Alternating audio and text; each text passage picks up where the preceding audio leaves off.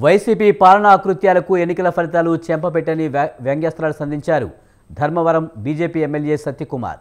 దేశవ్యాప్తంగా బీజేపీ చేసిన అభివృద్ధితోనే ఏపీ ప్రజలు ఎన్డీఏ కూటమిని గెలిపించారని అన్నారు. జగన్ అవినీతి అక్రమాలకు వ్యతిరేకంగా తమకు మద్దతుగా నిలిచారంటున్న సత్యకుమార్తో మా ప్రతినిధి సంతోష్ ఫేస్ టు ఫేస్. నుంచి ఎన్డీఏ కూటమి బీజేపీ అభ్యర్థి సత్యకుమార్ భారీ మెజారిటీతో గెలుపొందడం జరిగింది. ప్రస్తుతం మనతో ఉన్నారు, వారితో మాట్లాడిద్దాం. సార్, మీ యొక్క గెలుపు ఏ విధంగా చూస్తారు? కేతిరెడ్డిని ఓడించడంలో మీ యొక్క పాత్ర కావచ్చు, కూటమి యొక్క పాత్ర ఏ విధంగా ఉంది? దీంట్లో గెలుపులో ప్రధాన పాత్ర ప్రజలది. ప్రజలు ఆశీర్వదించారు, వారు నమ్మారు. కూటమి ప్రభుత్వం వస్తే రాష్ట్రానికి మంచి జరుగుతుంది, అదేవిధంగా ధర్మవరం పట్టణానికి కూడా మంచి జరుగుతుంది. ఇన్ని సంవత్సరాలుగా, కొన్ని దశాబ్దాలుగా ఒక భయాందోళన వాతావరణంలో ఉన్నారు. ప్రశ్నించే హక్కును కూడా అక్కడ కోల్పోయారు. అంతగా వాళ్ళ గొంతు నొక్కివేయబడింది. ఆ పరిస్థితుల నుంచి మార్పు ప్రజలు కోరుకున్నారు, అందుకని ఆశీర్వదించారు. వారికి ఒకవైపు నరేంద్ర మోడీ గారు నాయకత్వం కనిపిస్తూ ఉంది, ఆ పార్టీకి సంబంధించిన అభ్యర్థి మా దగ్గర పోటీ చేస్తున్నాడు. రెండో వైపు చంద్రబాబు నాయుడు గారు కనిపిస్తున్నారు. అది చంద్రబాబు నాయుడు గారు వస్తే మళ్ళీ మా ప్రాంతంలో మార్పు వస్తుంది. సో ఈ రెండు పార్టీల కలయికలో బీజేపీ అభ్యర్థి ఇక్కడ గెలిపిస్తే మంచి జరుగుతుంది. కేంద్రం నుంచి, రాష్ట్రం నుంచి వాళ్ళ ప్రాంతానికి మంచి జరుగుతుంది. ఈ అరాచక శక్తులు ఏవైతున్నాయో వాళ్ళు గట్టిగా బుద్ధి చెప్తారనే విశ్వాసం ప్రజలకు ఉంది. ఆ విశ్వాసంతోనే వాళ్ళు ఇవాళ అంత పెద్ద ఎత్తున ఆశీర్వదించి గెలిపించారు. దానికి నేను ఎప్పుడు నా జీవితాంతం రుణపడి ఉంటాను, ఆ విషయంలో ఎటువంటి అనుమానం లేదు. అయితే ఆ సందర్భంగా వాళ్ళ కష్టాలు, వాళ్ళ నష్టాలు, వాళ్ళ సమస్యలు చూడడం జరిగింది, అవగాహన కల్పించుకోవడం జరిగింది.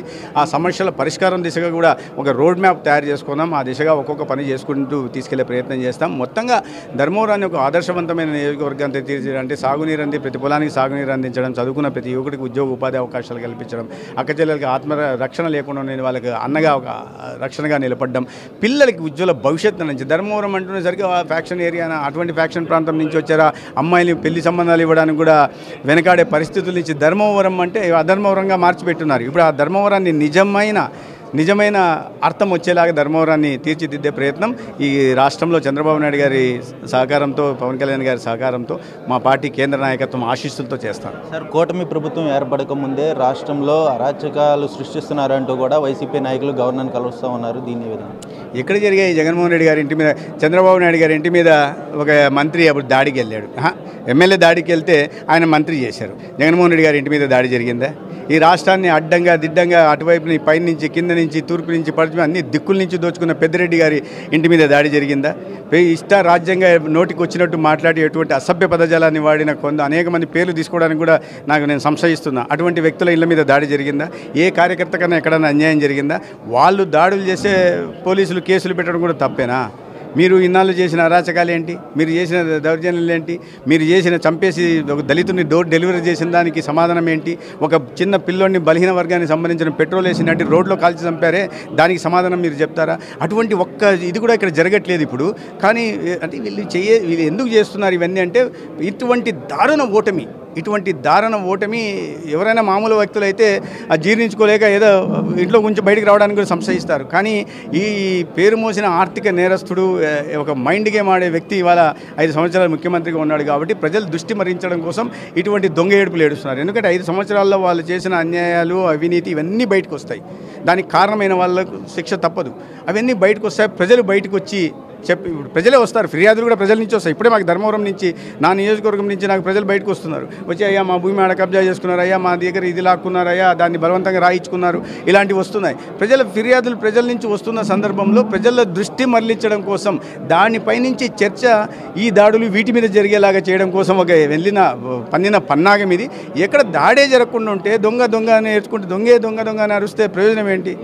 గవర్నర్ గారు చూస్తున్నారు, రాష్ట్రంలో జరుగుతున్నాయి ఏం చూస్తున్నారు, ప్రజలందరూ గమనిస్తున్నారు. ప్రజలను ప్రతిసారి మోసం చేయలేము. ఒకసారి కోడికత్తి మోసం చేశారు, ఒకసారి గొడ్డల పోటు వేసి మోసం చేశారు, ఒకసారి గులకరాయి వేసి మోసం చేయకపోతే నమ్మలేదు ప్రజలు. సో ఈ గులకరాయి లాగా ఈసారి కూడా వీళ్ళు ఆడుతున్న డ్రామా బూటకమని ప్రజలకు తెలుసు, ప్రజలు నవ్వుకుంటారు. సార్, ఫైనల్గా ధర్మవరంలో అభివృద్ధి అంటే 5 సంవత్సరాల్లో ఎలక్షన్ క్యాంపెయిన్లో మీరు ఇచ్చినటువంటి హామీలు, అదేవిధంగా ప్రజలకు ఏ విధమైనటువంటి అనేక రకాల హామీలు ఇచ్చానండి. నేను ప్రజల దగ్గరికి వెళ్ళినప్పుడు సమస్యలు ఉన్నాయి. ఏ ఊరికి వెళ్ళినా కూడా నీటి ఎద్దడి, అయ్యా వారానికి ఒక రోజు మాత్రం నీళ్ళు వస్తాను, మంచినీటి మాకు ఏమొద్దయ్యా, మాకు వ్యక్తిగతంగా ఏమొద్దు, మంచినీళ్ళు కావాలని అడిగేవాళ్ళు ఆ ఊరిలో వాళ్ళందరూ. అయ్యా 60 ఏళ్ళు దాటిన వాళ్ళు, 80 ఏళ్ళ వాళ్ళు, వికలాంగులు పెన్షన్ రావట్లేదు, వాళ్ళకి తెలుస్తుంటుంది, కాళ్ళు లేవు, చెయ్యి లేదు, కన్ను లేదు. వీళ్ళకి కూడా ఏమంటే మేము ఆ తెలుగుదేశం పార్టీ నాయకుడి దగ్గరకు ఉంటాం, లేదా ఫలానా నాయకుడి దగ్గరగా ఉంటాం కాబట్టి మాకు తీసేశారని ఒక రాజకీయ కారణాలతో సంక్షేమ బలాల పథకాలు కూడా అందకుండా చేశారు.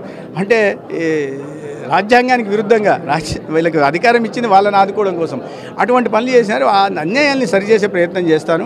అభివృద్ధి అనేది పూర్తిగా 5 సంవత్సరాల నుంచి ఎక్కడ లేదు. ఊరికే గుడ్ మార్నింగ్ ధర్మవరం పేరుతో డ్రామాలు ఆడుకుంటూ ప్రజల్ని మోసం చేసి ఆ గుడ్ మార్నింగ్ పేరుతో వెళ్తున్నప్పుడు ఎక్కడెక్కడ ఖాళీ స్థలాలు ఉన్నాయి, ఎక్కడెక్కడ కొత్త భవనాలు కట్టుకున్నారు, వీటిని కబ్జా చేసుకునే ప్రయత్నం చేశారు. కొన్ని వేల ఎకరాలని కబ్జాలు చేసుకున్నారు. ఇప్పుడంతా వాళ్ళంతా ఫిర్యాదులు చేస్తున్నారు.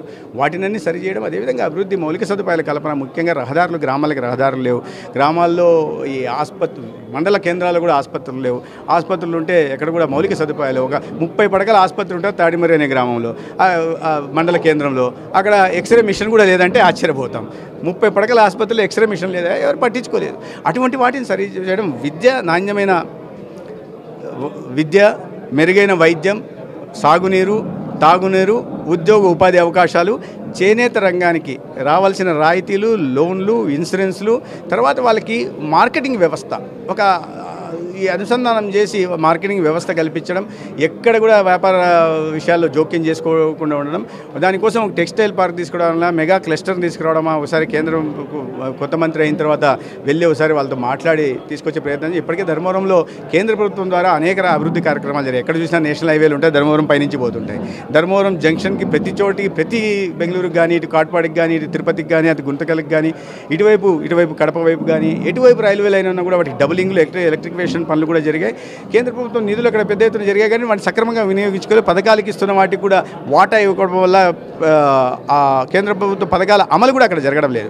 వాటిని అన్నింటి సరిచేసి కేంద్ర ప్రభుత్వం నుంచి పథకాలు, రాష్ట్రం నుంచి రావాల్సిన పథకాలు, ఇతర అభివృద్ధి కార్యక్రమాల కోసం నిధులు తెచ్చే ప్రయత్నం 5 సంవత్సరాల కోసం నేను ఇదే టార్గెట్ పెట్టుకున్నా, రోడ్ మ్యాప్ తయారు చేసుకున్నా. ప్రజలు నన్ను ఆశీర్వదించారు, వాళ్ళని సేవ చేసుకునే ప్రయత్నం చేస్తాను.